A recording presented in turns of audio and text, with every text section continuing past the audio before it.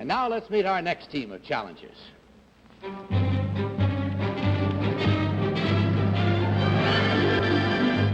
What is your name, please? My name is Robert A. Bryan. My name is Robert A. Bryan. My name is Robert A. Bryan. And we'll play our game with Robert A. Bryan in a minute.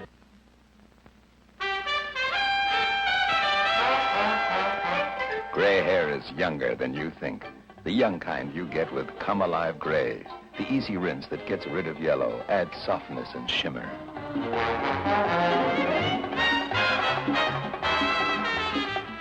Her hair is gray, and he loves it that way. Come Alive Gray by Clairol. Takes only 2 to 5 minutes to make gray younger than you think. You wouldn't send your child out with only half an umbrella, yet the way you fight her cold miseries may be just as limited. Limited to aspirin's pain and fever relief. Now, new Congesprin gives twice the cold relief ingredients of aspirin. Congesprin contains aspirin, plus a decongestant for stuffy, runny nose. Taken as directed, chewable orange-flavored Congesprin safely helps even 3-year-olds breathe easier. Congesprin, with twice the relief ingredients of aspirin. Very well, panel, open up your next envelope and follow along with me, if you will. I, Robert A. Bryan, am an Episcopal priest. One half of my ministry is at a prep school in Connecticut, where I am chaplain. The other half stretches over 200,000 square miles along the freezing coast of northeast Canada. To visit the 10,000 people who live in this vast area, I fly my own plane, at various times equipped with floats, skis, or wheels, depending on the weather. I bought my first plane with money I made from a record called Bert and I, a series of folk stories about life in Maine. So far, it has sold more than 75,000 records. Signed, Robert A. Bryan. This portion of To Tell the Truth was brought to you by Pine Sol. Products that care about you, care about your home. The next portion of To Tell the Truth is brought to you by Sanka Coffee. Rich flavor, yet 97% caffeine-free. Norton? Thank you. Fred Allen used to spend his summers in a little seacoast town in Maine, and he used to say, this town was so dull that one day the tide went out and never came back. Number 3, do you know where Fred Allen used to spend his summers in Maine? Yes, I do. That was Goose Bay.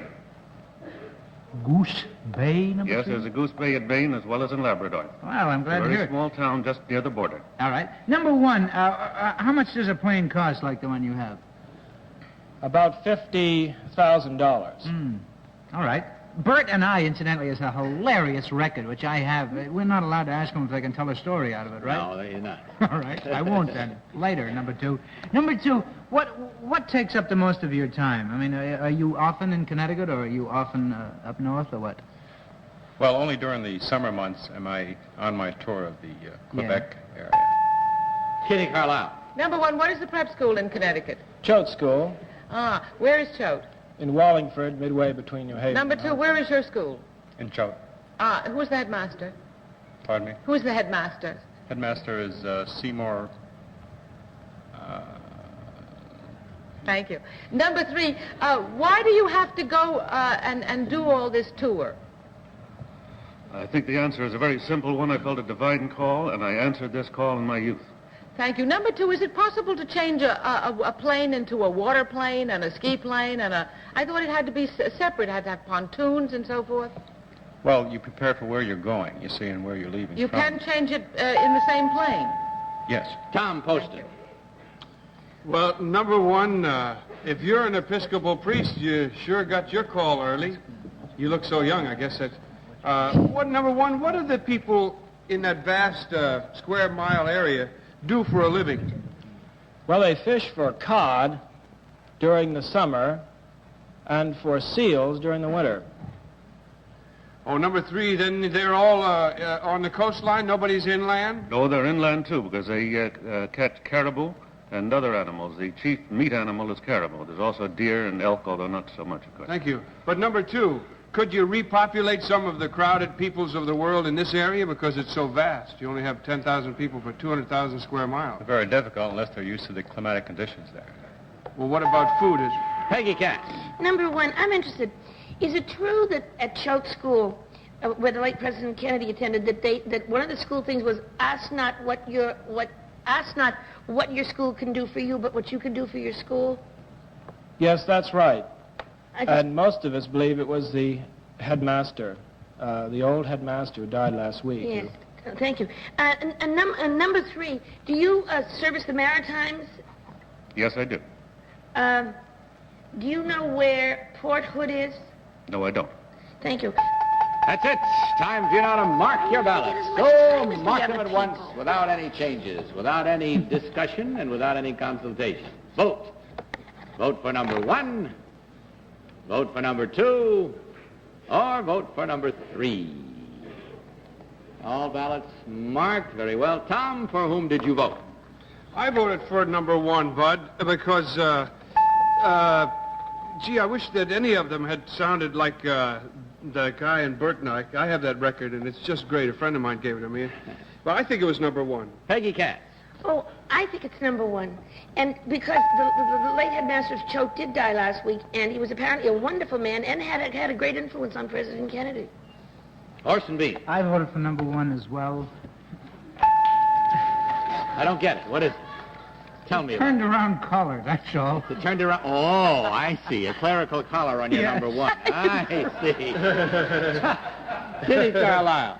I voted for number 1. I think he looks like the sort of young man who could swing both of those jobs very handily. Very well, that means it's unanimous vote, and we'll find out which one is, in truth, Robert A. Bryan, in a minute. These are the films of man's first space rendezvous.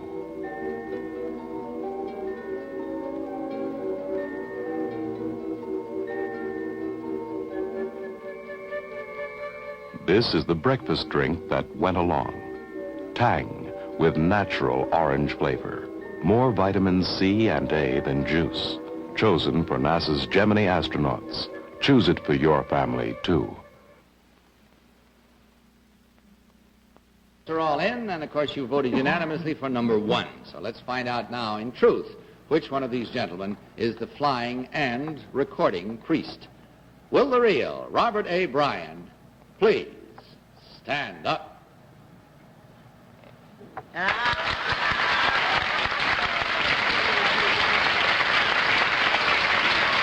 Thank you, sir, very much.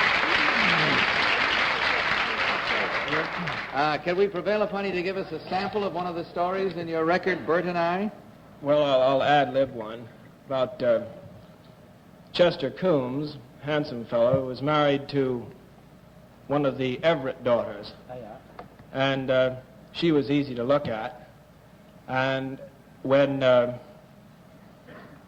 she had her firstborn, he was telling some friends about it on Main Street and said, well, Hiram, if you gave me a sharp knife and a soft piece of white pine, I could whittle you a better-looking baby than what I got.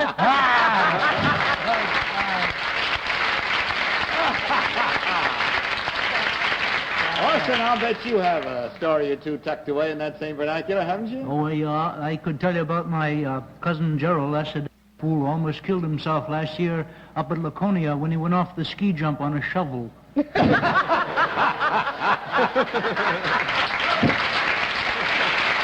kind of figured you had one or two tucked away. Got another one? Yeah. Well, I used to tell the story about a lobster fisherman from Penobscot went out fishing with his wife in a small boat. This is a little gory. She got washed over. She got washed up the next day with 7, 8 lobsters. No, I'm not going to go. All right, we'll look that one up later. Thank you, Orson, very much. Number 2, what is your real name, sir, and what do you really do? My name is James J. Deegan. I'm a industrial designer and kitchen consultant in Peekskill, New York. Thank you. And number 3, what is your real name and what do you do, sir? My name is William Freeman, and I'm a financial writer for the New York Times. We checked the store to find there were no incorrect votes, but in that case, still $75 comes your way, and our sincere thanks to you. Hope you enjoyed your visit. We enjoyed having you here. Goodbye, and God bless you.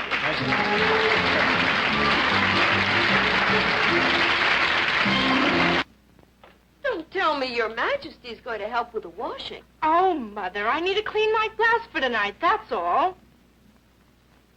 Hey! Make it stop. It's the bleach, dear. I don't use bleach in the washer. I use La France. See? But why? La France out-whitens bleach. Sure, bleach is fine for stubborn stains, but look, you want that blouse really white, don't you? Well, sure. Then use La France. La France out-whitens bleach. It's true. La France, the new whitener brightener, has so much brightening power, it actually out-whitens bleach. Add it regularly with your favorite detergent. Then, watch what real brightening power can do. See? La France does out-whiten bleach. Whites are whiter. Colors are brighter. Try new La France. It out-whitens bleach. General Foods guarantees it or your money back. Well, viva la France. Well, it's almost all the time we have. Orson, you got another quick down east story? I know a fellow who moved to Maine. He was a fisherman, and he spent 3 years of secret experiments trying to cross a jellyfish with a shad. But after 3 years of hard work, this poor nut wound up with a bony jellyfish. End of story.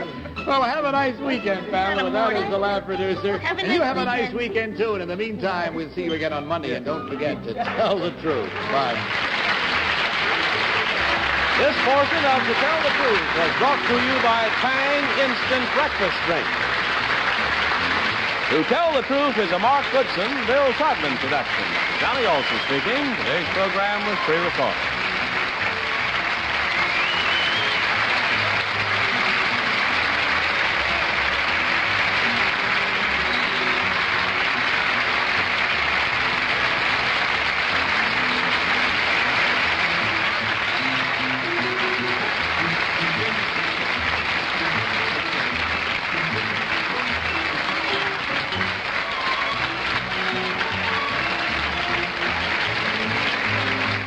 Stay tuned for CBS Afternoon News with Douglas Edwards, followed by The Edge of Night.